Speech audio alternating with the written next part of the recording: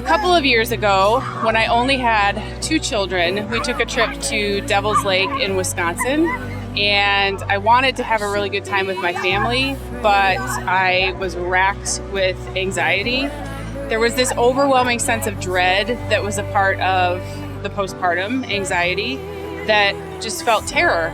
The next year, I came to this beach, and I still felt very afraid and anxious about every little detail, but I wanted to keep pushing myself in places where my husband could reassure me that my children were actually physically safe, to expose myself to that anxiety and have God come through as faithful. The following year, which was last year, we came and I realized as I was walking down the shoreline, which felt like the waves of anxiety coming in and out of my life and of my heart and of my mind, that God was meeting me right there on the shoreline. If you look out over the horizon, you'll see this blue line that separates the sky from the water. And I looked at that and I saw a blue thread from which these waves of dread came rolling in and rolling out.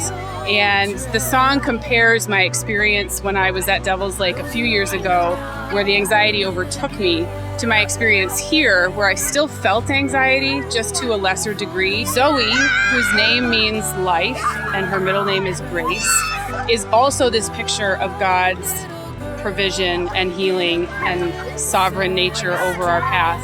Because when we were at the beach last year and I started writing this song, little Zoe insisted on wearing her princess dress and was dancing on the shoreline.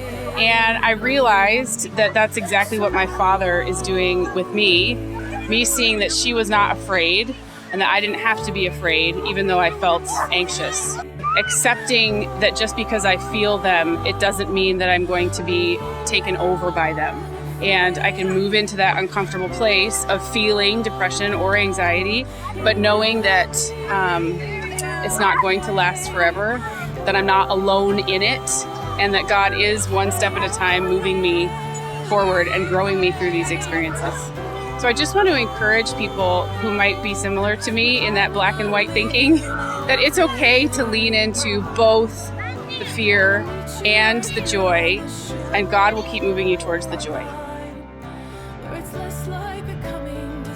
I hear the voice of my Father speaking to me that even though He's allowing anxiety into my life, He has sovereign power over that. He says He is in control over it and promises that He's going to use it for good in our lives when we surrender it over to Him. And that's what I've been experiencing with my anxiety, is God working good out of these deep, dark places and letting the light in so I'm not afraid of them anymore.